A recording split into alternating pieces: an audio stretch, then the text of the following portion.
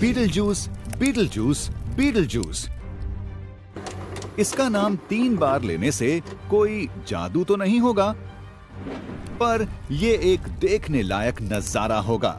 हमारे सूर्य से लगभग 950 गुना बड़ा बीटलजूस ब्रह्मांड के सबसे बड़े तारों में से एक है, पर यह एक कीमत के साथ आता है। हमारे जैसे ही तारों की भी एक उम्र होती है और बीटलजूस कोई अलग नहीं है। वो एक बम की तरह है जो कभी भी फट सकता है, पर हमें नहीं पता कब।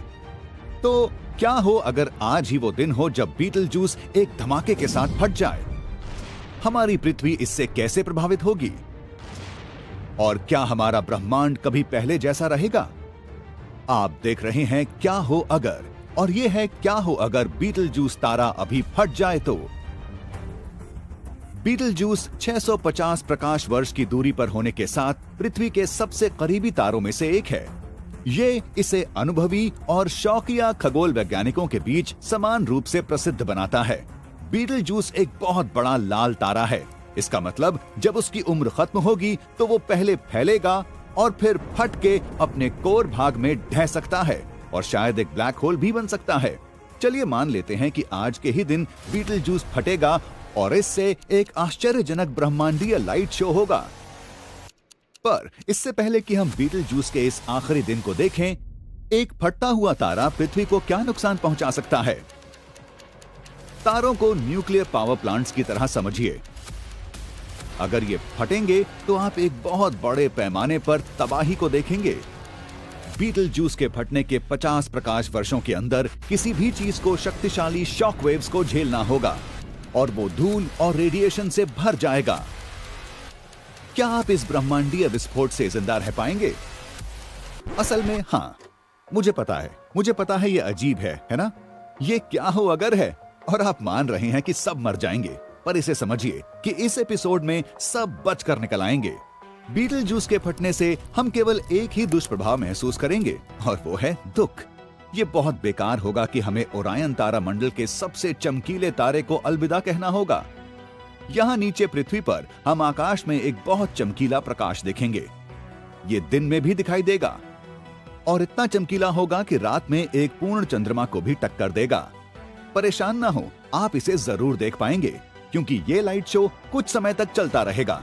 ऐसा इसलिए है क्योंकि प्रकाश को ब्रह्मांड में अपनी जगह से हमारी जगह पर आने में 650 प्रकाश वर्ष का सफर तय करना होगा।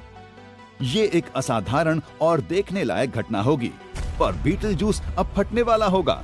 और बस इतना ही। आपका साथ बहुत अच्छा रहा बीटलजूस। हम इस विस्फोट से होने वाले किसी नतीजों को महसूस करने के लिए काफी दूर बैठे हैं, करीब 10 गुना दूर। अगर हम नहीं होते तो ये दूसरी कहानी होती। अच्छा, हमें पता है आपको क्या चाहिए। आखिरकार ये क्या हो अगर है? विनाश के बारे में कुछ तो जरूर होगा। अगर बीटलजूस के फटने के समय हम उसके बहुत पास होते तो हमारा वातावरण और कोशिकाएं इससे होने वाली रेडिएशंस और गामा तरंगों से जल जाते। जब आप बहुत ज्यादा मात्रा में रेडिएशंस के संपर्क में आते हैं तो ये आपकी त्वचा को जला सकता है और उस पर दाग भी हो सकते हैं। इससे अनुवांशिक तब्दीलियां यानी जेनेटिक म्यूटेशंस आ सकते हैं और आखिरकार ये जानलेवा हो सकता है। गामा रेडिएशंस विशेष रूप से बहुत ही शक्तिशाली होती हैं। ये शुद्ध ऊर्जा होती है, प्रकाश से भी ज्यादा तेज। अगर बीटलजूस पृथ्वी के पास होता तो ये ठीक ठाक और साकार रूप से हम सब के लिए लाइट्स आउट यानी अंधेरे का प्रतीक होगा। इंसान, जानवर, पेड़ पौधे, आप नाम ले, ये सब जल जाएंगे। भले ही एक सुपरनोवा तारा बनने की प्रक्रिया में कई साल लग सकते हैं, पर इतने विशाल तारे से इतना बड़ा विस्फोट पृथ्वी पर रेडिएशंस के टकराने के कुछ सेकंड्स के अंदर ही जीवन समाप्त कर देगा। और अगर हमारे पास ग्रहों के बीच जहाज होते जिनसे हम ये ग्रह छोड़कर समय से चले जाते, बीटलजूस इतना बड़ा है कि हमारे सौर मंडल में कोई भी ग्रह नहीं है जो इस विस्फोट से बच पाता। क्या आप खुश हैं? सब मर जाएंगे। शुक्र है कि हम बीटलजूस से काफी दूर हैं कि हम पर इस विस्फोट के सीधे, प्रत्यक्ष या हानिकारक असर हों। बीटलजूस फटने वाला है, पर इसमें अभी 1 लाख साल और लगेंगे। जब ऐसा होगा तो खगोल विज्ञानियों को ओरायन की संरचना के बारे में फिर से सोचना होगा। ये शायद ब्रह्मांड में एक बहुत बड़ा सुराख न करे, पर यह हमारे दिलों में एक सुराख कर देगा। पर अभी हम ब्रह्मांडीय जंगलों से बाहर नहीं हैं। क्या हो अगर एक दूसरी विनाशकारी ब्रह्मांडीय घटना होने वाली हो तो? क्या हो अगर एक क्वेज़ार हमारे सौर मंडल में घुस जाए? ये कहानी एक दूसरे क्या हो अगर के लिए है।